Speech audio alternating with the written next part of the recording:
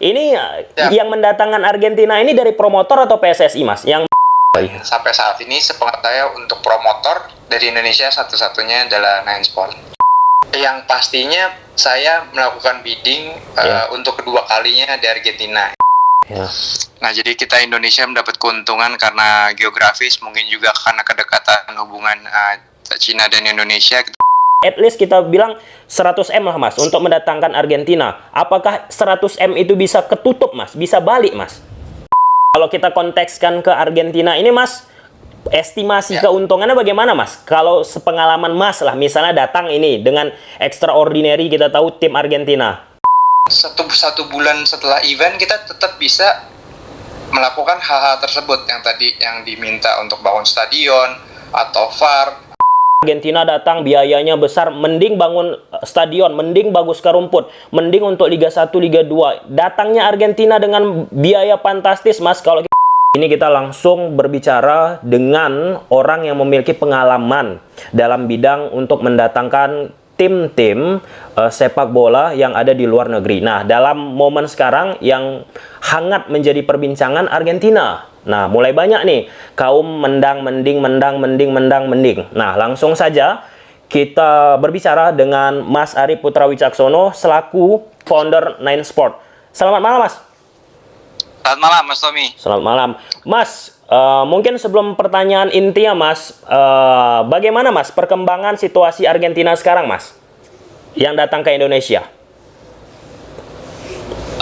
Kalau yang sepengetahuan saya sampai saat ini belum ada kepastian untuk ke Indonesia atau negara manapun. Ya. Namun info terakhir yang saya dapat, kemungkinan terbesar itu dari beberapa negara pilihannya, yang utama itu dipilih adalah China, karena China memberikan penawaran yang amat sangat besar. Ya.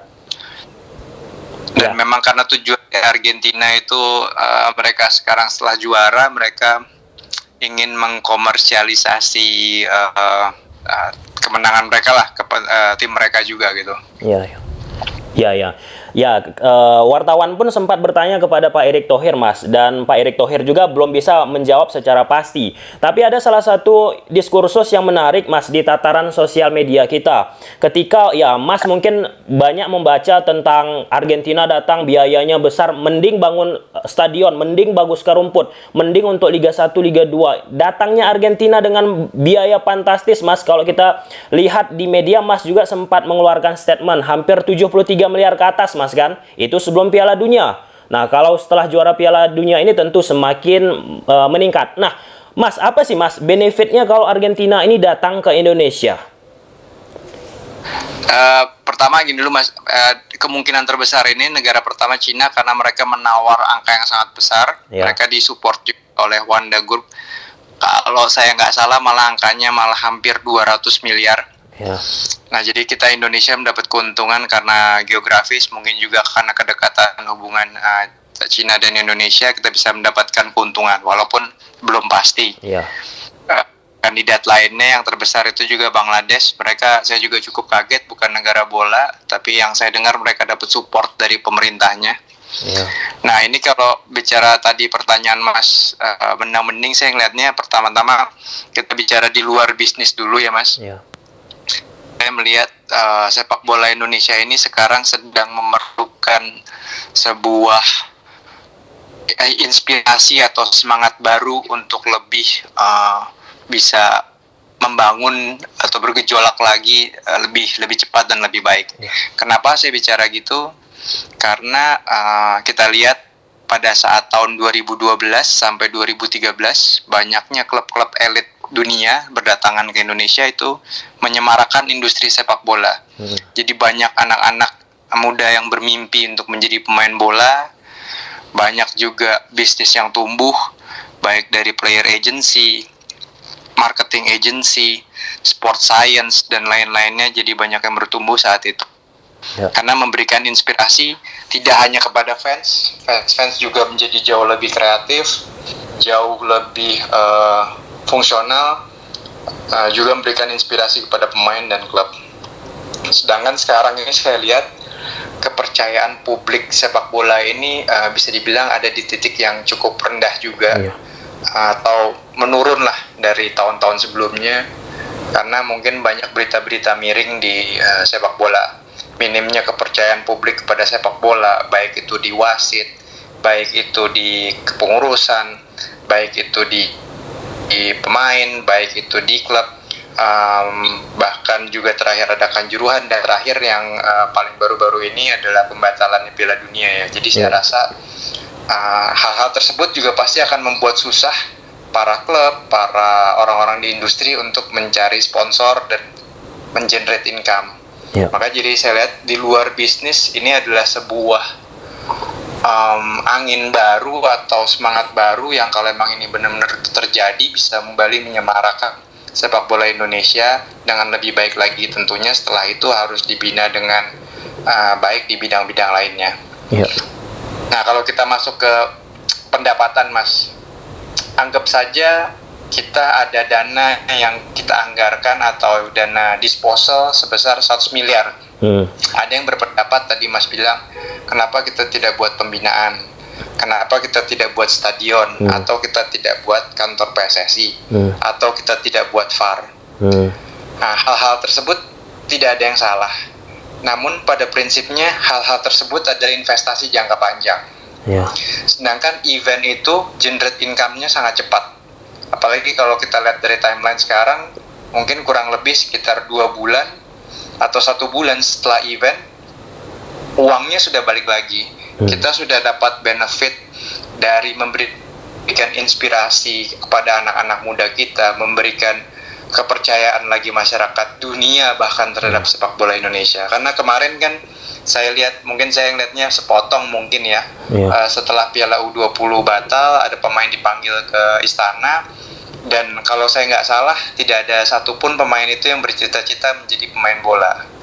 Sedangkan kita kan lihat dengan hadirnya Messi atau pemain-pemain bintang lain itu menginspirasi jutaan anak di dunia untuk menjadi pemain bola. Maksudnya dari jutaan anak itu pun nggak semuanya bisa berhasil jadi Messi, atau bahkan pemain-pemain yang udah didaulat jadi next Messi pun nggak jadi. Tapi apalagi jika anak-anak kita tidak punya mimpi menjadi pemain bola, gimana caranya kita bisa mencetak pemain bola gitu, karena nggak ada yang punya visi atau pandangan harapan ke sana. Nah, setelah kita uangnya balik dari situ kan, satu bulan setelah event kita tetap bisa melakukan hal-hal tersebut yang tadi yang diminta untuk bangun stadion atau VAR atau kantor PSSI. Hal itu tersebut bisa dilakukan juga setelah itu. Jadi dananya bukan hilang sebenarnya. Ini tapi menurut saya adalah skala prioritas dulu gitu. Kalau dari sudut pandang saya. Iya Mas, siap. Jadi Mas, kalau kita bicara tentang mendatangkan klub-klub ataupun negara-negara, di netizen kita Mas masih banyak berpandangan bahwa kalau misalnya datangkan tim-tim besar, uangnya banyak dikeluarkan, itu akan tidak mendapatkan untung apapun untuk persepak bolaan kita. Nah, di sini perlu kita tegaskan Mas, nyatanya Mas, seperti Mas sampaikan tadi bahwa hal tersebut bisa dibantah Mas ya. Pasti bisa diperdebatkan. Pasti bisa diperdebatkan. Nah, ada salah satu pernyataan Mas juga saya baca di beberapa portal berita tentang kalau misalnya Argentina ini meminta 200 M Mas ya, seperti apa yang di-bid oleh Cina, maka Mas sebagai salah satu promotor tentu akan bukan keberatan, tentu akan sangat menyulitkan. Nah, ini estimasi lah Mas ya. Kita bicara tentang keuntungan tadi, benefitnya. Kalau dari sisi bisnis Mas, kita keluarkan contoh di momen sekarang banyak pembicaraan 90 miliar. Ayo, at least kita bilang 100 M lah Mas untuk mendatangkan Argentina. Apakah 100 M itu bisa ketutup Mas? Bisa balik Mas? Ya, pertama dari pendapatan tiket pastinya, tiket, sponsor, biar apalagi ini kan Argentina, jadi pertandingannya juga bisa kita jual bukan hanya di Indonesia, tapi banyak negara-negara lain yang juga pengen lihat pertandingan ini, gitu. Jadi kalau saya lihat sih bicara dari daya beli, apalagi kita lihat tren terakhir ini setelah pandemi, banyaknya konser-konser yang hadir, harga konser yang cukup tinggi, atau bahkan terakhir kita ambil salah satu contoh aja, Blackpink harganya tinggi tapi juga banyak peminatnya. Sedangkan kita lihat di Indonesia untuk komunitas sepak bola kita yang notabene sangat besar, tapi udah amat cukup lama tidak hadir premium sepak bola atau sepak bola pertandingan dari tim-tim dari luar negeri.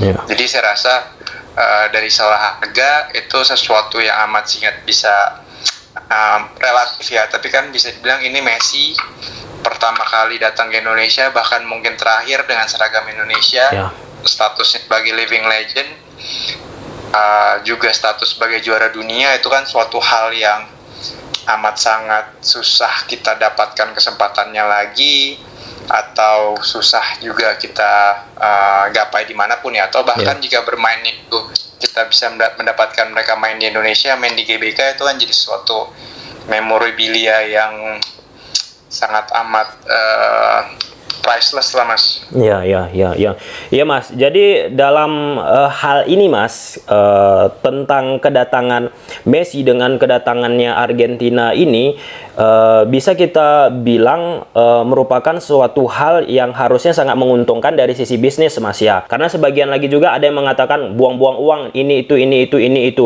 Karena kalau kita bicara mendang-mending ini Mas, hampir serupa juga Mas. Kalau kita ambil contoh Mas, kita investasi VAR, itu juga di komen netizen Mas, mending bangun ini. Karena kan kita tahu Mas kan, video assist referee mahal. Kalau kita contoh lagi Mas, yang kedua, kalau kita datangkan pemain asing mahal, nah komentar lagi Mas, mending bangun stadion, mending infrastruktur. Jadi nggak selesai Mas kan, mending ini. Kita ambil case lagi Mas, seperti Al Nassr, banyak juga itu Mas, supporternya kaum mending juga Mas. Ada yang bilang ngapain datang ke Ronaldo. Nah, efek datangnya Ronaldo ini kan bisa kita lihat Mas kan, hak siar dari Liga Arab meningkat, semua efek kolateralnya banyak banget Mas. Nah, seperti itu Mas kan. Betul sekali, karena apalagi ya mungkin ya bisnis promotor ini mungkin juga bukan sesuatu hal yang common di masyarakat kita. Jadi mungkin mereka niatnya mendatangkan tim-tim tersebut ada suatu hal yang mungkin hura-hura, foya-foya gitu. Padahal kan sebenarnya ini juga adalah suatu bisnis yang generate income. Malah setelah pertandingan ini pastinya juga PSSI akan mendapatkan masukan lebih, dan masyarakat Indonesia juga mendapatkan keuntungan yang tidak berfisik. Itu kan sesuatu hal yang juga value-nya sangat amat tinggi ya, karena ya seperti saya bilang tadi, pada saat anak-anak kita tidak mempunyai mimpi untuk menjadi pemain bola, kita bagaimana berharap untuk menjadi bangsa yang besar melalui sepak bola gitu kan. Sedangkan dengan hadirnya Messi di GBK akan menginspirasi banyak anak-anak, banyak industri bisnis, akan merangsang industri sepak bola kita untuk kembali lagi ke level yang lebih baik lagi. Tapi tentunya rangsangan ini perlu disupport, tapi industri ini akan sulit untuk membangun atau memberikan kepercayaan publik lagi tanpa rangsangan dari hal-hal sifatnya extraordinary seperti ini. Sepakat Mas, sepakat. Nah Mas, kita singgung sedikit pengalaman Mas. Kalau kita bicara keuntungan nih, ini supporter kita, pecinta sepak bola kita, ya nggak lepas pengen penasaran nih Mas, pengen tahu keuntungan. Misal nih Mas, kita nggak usah bicara Argentina lah, ada tim besar ini Mas, Mas datangkan pengalaman Mas ke Indonesia, itu untungnya berapa Mas didapat Mas? Relatif Mas, karena kan tergantung besar klubnya, tergantung jumlah fans, tergantung momentum. Karena dari pengalaman saya nggak bisa dipatok tim yang fansnya terbesar itu pasti memberikan keuntungan besar, nggak juga. Karena kadang kita juga ada bicara tentang momentum, sebuah kesempatan lain yang nggak hanya kita bisa lihat dari faktor-faktor intangible aset aja. Atau captive market aja. Iya Mas. Ya Mas, kalau kita kontekskan ke Argentina ini Mas, estimasi keuntungannya bagaimana Mas? Kalau sepengalaman Mas lah, misalnya datang ini dengan extraordinary, kita tahu tim Argentina, kan pasti udah ada hitung-hitungannya Mas ya.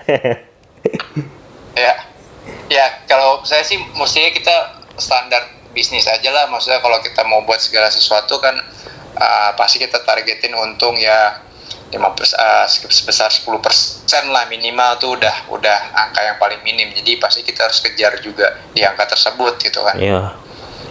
Iya siap Mas. Penutup lah Mas, terakhir Mas, kita nggak usah terlalu panjang, kita lihat nanti bagaimana perkembangan Argentina ini, apakah datang ke Indonesia atau bagaimana. Nah, pesan Mas lah ini kepada pecinta sepak bola Indonesia kita yang banyak banget Mas. Mendang mending yang saya chat Mas tadi, bagaimana pendapatnya? Mungkin apa pesan Mas yang memiliki pengalaman tentang mendatangkan tim-tim bola ke Indonesia, Mas?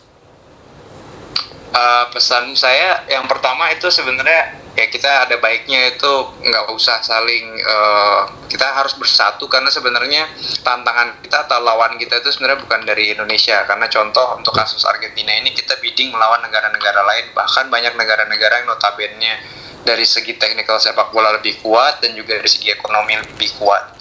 Jadi justru kita harus bersatu dan semakin membuktikan kepada bangsa-bangsa lain, karena contoh ya banyak klub-klub bola yang lebih senang hadir di Malaysia atau di Singapura tapi nggak milik Indonesia walaupun pasar terbesar mereka dari Indonesia. Ya. Nah, hal seperti itu kan yang mestinya harus kita pikirkan bersama dan atasi bersama lah. Iya, iya. Siap, Mas. Mas, penutup pertanyaan saya, Mas. Ini yang mendatangkan Argentina ini dari promotor atau PSSI, Mas? Yang Mas tahu infonya?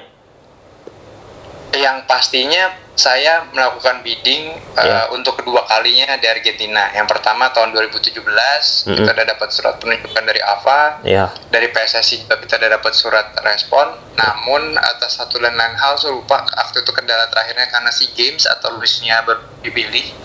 Saya agak dan yang untuk yang sekarang kita ikut bidding juga di akhir Februari atau awal Maret.